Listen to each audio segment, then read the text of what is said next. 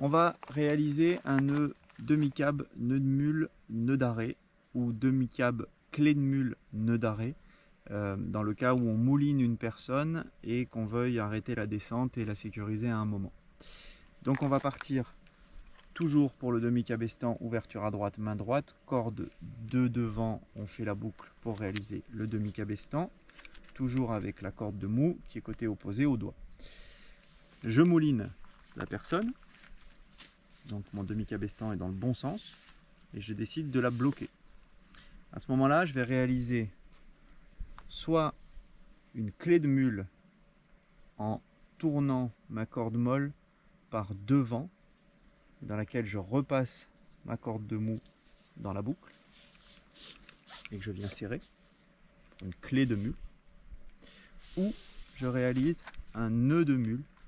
Je viens tourner ma corde molle par dessous, ça c'était le mouvement de la clé de mule par devant, le mouvement du nœud de mule est par derrière, par dessous, et je viens prendre pareil avec la corde de mou la boucle. Là j'ai réalisé un nœud de mule. La différence entre les deux, c'est que je viens en serrer à un moment pour le nœud de mule deux cordes, la corde dure de descente et la corde molle.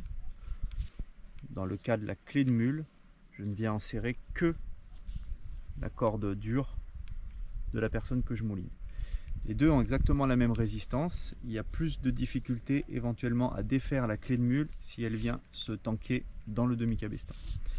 Pour les deux méthodes, à la fin, je viens sécuriser le tout par un nœud d'arrêt. Donc je prends une grande partie de la ganse et je viens faire un nœud autour de la corde, un nœud simple avec ma corde de mou qui est dans l'axe de la corde.